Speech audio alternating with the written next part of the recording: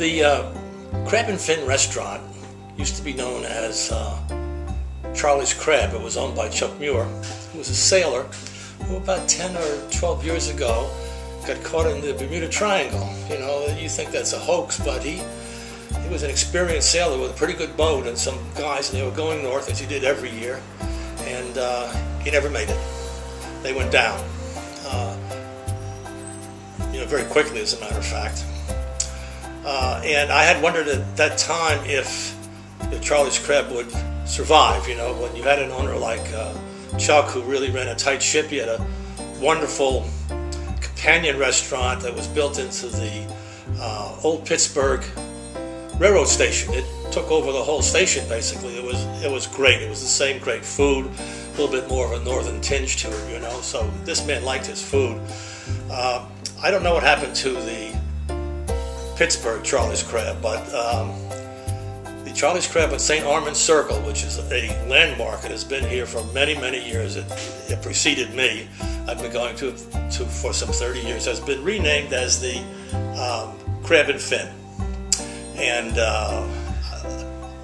I can happily report, I don't know who the owners are now, if it's the family owns it or in conjunction with perhaps some new partners. But in fact, they have renamed it. They've kept the same decor, the same beautiful place. Normally, it wouldn't be on my list of the best places to eat, not because it's not a great place to eat, but it gets a little pricey. However, that to the connoisseur of a limited budget, you can eat at Charlie's Crab for the $7 lunch and the $12 dinner if you go to the appetizer menu, which in fact I always do. And I always sit outside. They have the only real outside dining that I like. It's on the side street, which is not a busy street, and it's filled with plants and gardens and trees. So when you sit at your table by the street, you're basically sitting inside a private garden. It's great during the day, and it's spectacular at night. There's always a piano player on that side of the restaurant. You can hear him through the foliage. He's been playing for years and years and years, and it's great to hear. You can ask for some tunes and maybe drop him a buck or two, you know. It's always hard to make money in the arts, I can assure you of that. So anything that you get for a good performance, the artist always appreciates. What I do at Charlie's Crab is they have the best rolls, by the way. That if you get them with your soup. So I always order the seafood chowder, which is better than ever. I just had it about a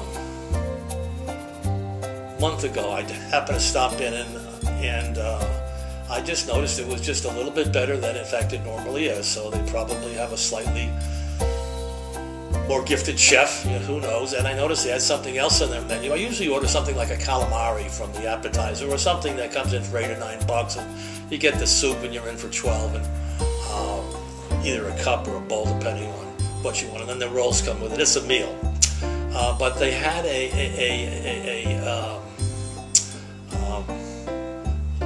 calamari that was not fried, that had been parboiled, and it was served cold with a little vinaigrette and caper sauce that was absolutely delicious. You know, squid is a terrific seafood dish, and it's also a very healthy one for you who are watching all of the uranium and the lead in the fishes, and its lifespan is only a year, so it really can't get much damage, whereas the tuna, they swim around for a long time before they're caught. So do a lot of other fish. But the squid have a lifetime of 0 to death. It lasts a year. So when you get a squid, it's going to be always fresh, and it'll have a minimum of the trace elements in it, and in fact, especially because most of them come from the Sea of Cortez, which is a big squid fishing ground, you know. But it's often fried to death. The fry is not good. It's greasy, and the whole thing spoils the wonderful taste of the squid. So to see the Crab and Fin serve squid the way that it really should be served, it's a quick parboil, so it's cooked, and then with some oil and some vinegar and some capers and some other little things the chef throws in, you really can't beat it. Anything on the Charlie's Crab menu is going to be good, but you're going to be getting into a kind of pricey range. That maybe for a a special occasion is okay, but I like just to stick to my low budget, which is a $12 dinner and a $7 lunch. And you could do that for lunch. You have the soup, you know, I think it runs $4 or $5, something like that. And you get the rolls, and you have a nice healthy soup, and it's a soup that's a soup. You know, when you finish it, you know you've had something that's great. And then at dinner, I'll have the squid or something else off the appetizer menu, and maybe a soup too, and I'm there for around 12 when I'm out. So that in fact, the wait service is very good. Our waiter the night we went was Ilya, who was a Russian immigrant who had just received his citizenship papers. He was very happy and very proud about it. He was kind of bustling around, and the service there is always good. They don't have any half-ass waiters. You know, these waiters know what they're doing. They're extremely intelligent. They're extremely attentive, and even when they're busy. And so I think you can always enjoy your meal with a minimum of interruption, which again is one of the things that in fact I don't care for, is the constant "how are you, how was your dinner" routine, which has ruined American dining out.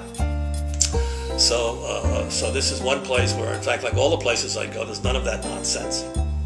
And the servers are polite, and they're quick, and they're on the job. You know, that the bar at Charlie's Crib is very small, so I never, eat at it.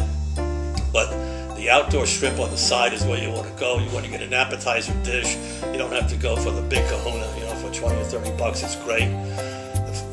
The food is always fresh. You get a soup and a little salad or one of the appetizers of squid or this or that they have there. And you're going to be a happy man.